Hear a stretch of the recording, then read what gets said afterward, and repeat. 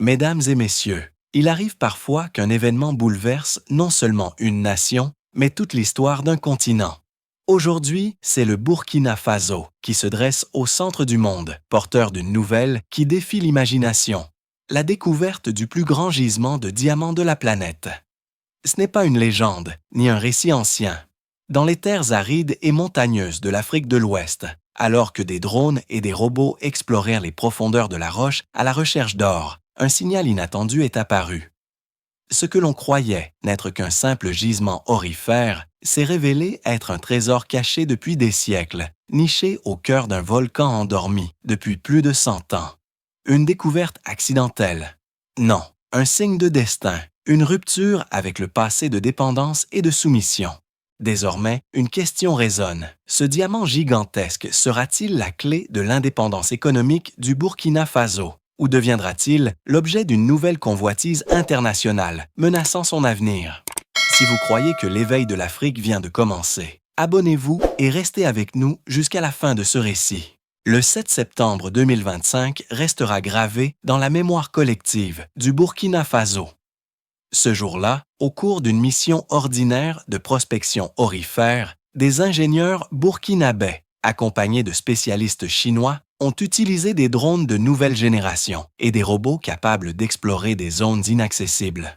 Leur objectif était simple, identifier de nouveaux filons d'or dans les montagnes centrales du pays. Mais ce qu'ils ont trouvé a dépassé toute attente. À mesure que les capteurs pénétraient de la roche, un écho étrange apparaissait sur les écrans. La densité, la structure minérale, tout indiquait la présence d'une richesse inédite. Les premières analyses envoyées par satellite confirmaient ce que certains n'osaient encore croire. Il s'agissait bien d'un gisement de diamants, et non d'un petit gisement, mais d'une concentration colossale jamais observée dans l'histoire contemporaine. Le lieu exact. Le cœur du volcan Somgandé, éteint depuis plus d'un siècle, situé au centre du pays. Là, sous les couches de cendres et de lave figées, reposait un trésor minéral que la nature avait protégé pendant des millénaires. En quelques heures, la nouvelle s'est répandue à Ouagadougou. Le gouvernement a immédiatement dépêché des hélicoptères militaires pour transporter une équipe de géologues et d'experts internationaux sur le site. Les premières évaluations furent sans appel. Si les données se confirmaient, ce gisement pourrait dépasser en volume toutes les mines de diamants connues en Afrique australe, faisant du Burkina Faso le nouvel épicentre mondial de cette industrie. Le président Ibrahim Traoré, informé presque en direct, a convoqué son état-major. Le ton était grave, mais empreint d'une fierté contenue. Il ne s'agissait pas seulement d'une découverte économique, c'était un moment historique, porteur d'espoir pour un peuple longtemps privé de ses propres richesses. Mais ce n'était que la surface de l'iceberg. Car derrière l'éclat de ces pierres précieuses se profilait déjà une bataille bien plus vaste, une bataille pour la souveraineté, la sécurité et l'avenir du Burkina Faso.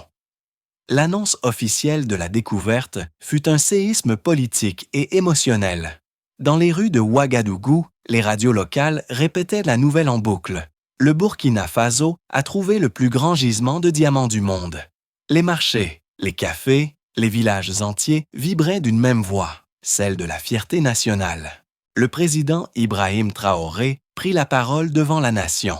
Son visage, ferme mais illuminé d'un éclat particulier, traduisait la gravité de l'instant. « Ce que nous tenons aujourd'hui, déclara-t-il, n'est pas seulement un don de la nature, c'est une épreuve pour notre peuple.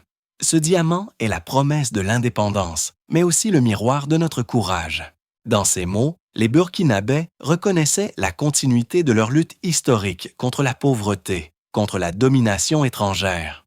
L'émotion était palpable. Pour beaucoup, cette découverte ressemblait à une revanche du destin, une réponse aux souffrances accumulées. Les vieux racontaient déjà aux plus jeunes que les ancêtres avaient gardé ce trésor pour le jour où l'Afrique serait prête à se lever. Dans les casernes, les soldats vibraient à l'idée de protéger ce joyau national. Dans les écoles, les enseignants transformaient la nouvelle en leçon d'espoir.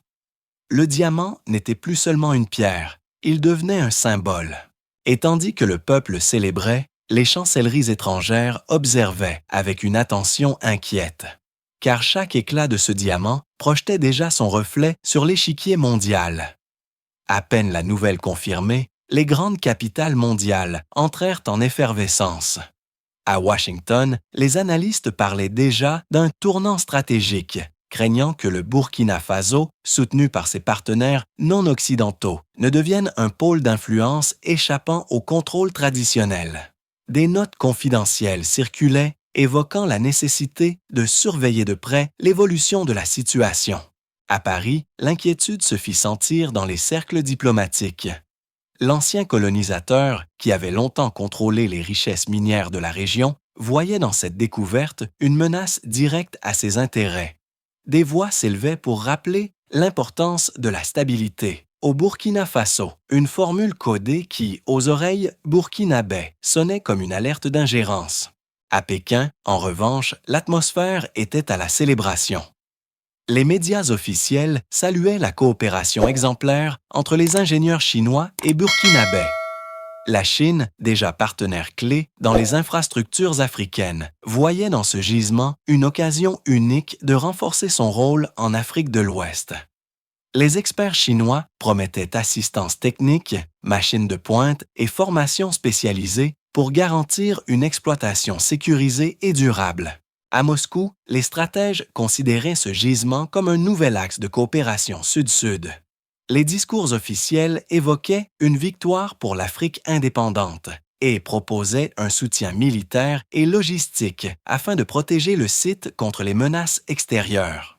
Mais dans l'ombre, des groupes armés, des réseaux mafieux et certaines puissances étrangères nourrissaient déjà des ambitions clandestines. Le diamant du volcan Somgandé devenait plus qu'une richesse, un champ de bataille géopolitique en devenir. Dès la confirmation de la découverte, le gouvernement burkinabé se mit à l'ouvrage pour concevoir une stratégie claire. Le président Ibrahim Traoré convoqua un conseil spécial réunissant les ministres des Mines, de la Défense et des Finances, ainsi que les ingénieurs partenaires venus de Chine. L'objectif était simple: transformer cette richesse potentielle en une source durable de prospérité nationale. Le premier pilier du plan reposait sur la technologie. Les experts chinois mirent à disposition leurs équipements les plus modernes: foreuses automatisées, systèmes de cartographie 3D, drones de surveillance géologique.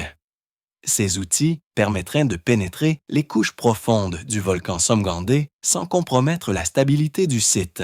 Le second pilier concernait la formation. Des centaines de jeunes burkinabés seraient envoyés en Chine pour suivre des programmes intensifs d'ingénierie minière, de robotique et de gestion environnementale. L'idée n'était pas seulement d'extraire, mais aussi de bâtir une compétence nationale capable à terme de gérer le projet sans dépendance étrangère. Le troisième pilier reposait sur la valeur ajoutée locale.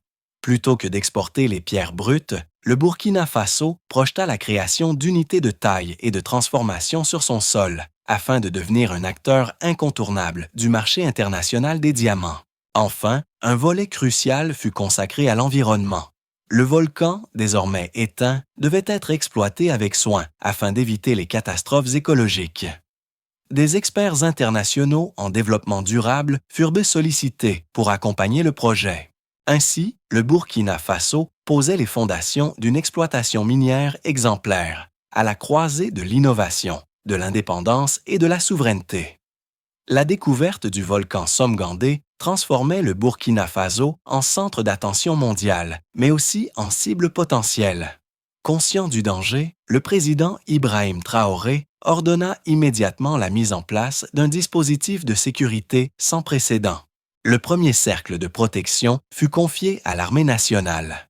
Des bataillons d'élite furent déployés autour de la zone avec des postes fortifiés, des systèmes de surveillance nocturne et des patrouilles régulières. Des drones militaires, déjà testés lors des opérations contre les groupes armés, furent adaptés pour contrôler le périmètre aérien et prévenir toute intrusion. Le deuxième cercle impliquait la coopération internationale, principalement avec la Chine et la Russie. Pékin proposa des radars et des technologies de reconnaissance avancées, tandis que Moscou mit à disposition des instructeurs militaires pour former les troupes locales aux nouvelles menaces asymétriques. Un troisième pilier concernait la sécurité civile. Les routes menant au site furent surveillées, des checkpoints installés et un plan d'évacuation d'urgence établi pour les populations voisines. Tout était pensé pour éviter la moindre faille. Mais au-delà de la menace physique, il existait aussi la guerre de l'ombre, espionnage, corruption, cyberattaque. Pour y faire face, le Burkina Faso créa une cellule spéciale de contre-espionnage chargée de protéger les données géologiques et les plans d'exploitation. Ainsi, le volcan Somgandé n'était plus seulement un site minier, il devenait une forteresse. Une citadelle moderne où se jouait, chaque jour, le droit d'un peuple à défendre ses richesses face aux convoitises du monde entier. La découverte du gigantesque gisement de diamants dans le volcan Somgandé bouleversa l'ordre mondial. En quelques heures, le Burkina Faso, jusque-là perçu comme un pays périphérique, devenait un centre stratégique scruté par toutes les puissances. À Washington, les rapports s'accumulèrent sur le bureau du président.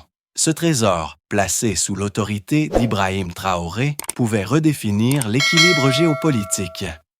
Les États-Unis craignaient qu'en s'alliant avec la Chine et la Russie, le Burkina Faso échappe totalement à l'influence occidentale. Les médias américains oscillèrent entre enthousiasme économique et alarmisme sécuritaire. Ce diamant pourrait financer l'autonomie africaine, mais aussi renforcer des alliances jugées hostiles. À Paris, l'annonce fit l'effet d'une gifle.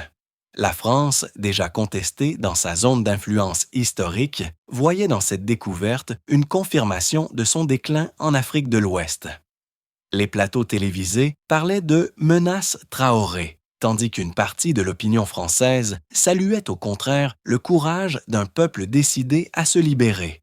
La Chine réagit avec pragmatisme. Ses ingénieurs proposèrent immédiatement des plans pour l'exploitation, des machines, des financements. Pékin voyait dans le Somgandé bien plus qu'un diamant, un levier de partenariat durable. Moscou, elle, célébra publiquement Traoré comme un nouveau symbole panafricain et offrit un soutien sécuritaire et minier. L'Union africaine se réunit en urgence. Certains dirigeants y virent un tremplin pour renforcer la souveraineté du continent. D'autres craignaient les rivalités internationales. Mais tous reconnurent que le Burkina Faso avait désormais une voix plus forte que jamais. Partout dans le monde, cette nouvelle devint parabole. Un petit pays africain, méprisé hier, pouvait soudain ébranler les certitudes globales. En affirmant que ce diamant appartient au peuple, Traoré transformait une richesse minérale en symbole d'émancipation. Désormais, le Burkina Faso n'était plus une périphérie. Il était le miroir d'une Afrique qui se lève. Alors que le monde s'agitait autour du gisement de Somgandé, un rebondissement inattendu surgit. Lors des premières analyses approfondies, les experts chinois et burkinabés découvrirent que le volcan ne recelait pas seulement des diamants. Les couches géologiques révélaient également la présence de pierres rares stratégiques, indispensables pour les technologies de pointe, batteries, satellites, armements modernes. Cette révélation changeait tout. Le diamant, déjà perçu comme un trésor inestimable, devenait en réalité la porte d'entrée d'une mine encore plus précieuse pour l'avenir de l'humanité. Car ces minerais rares étaient au cœur de la rivalité mondiale entre États-Unis et Chine. Dans les chancelleries, la nouvelle fut reçue comme une onde de choc.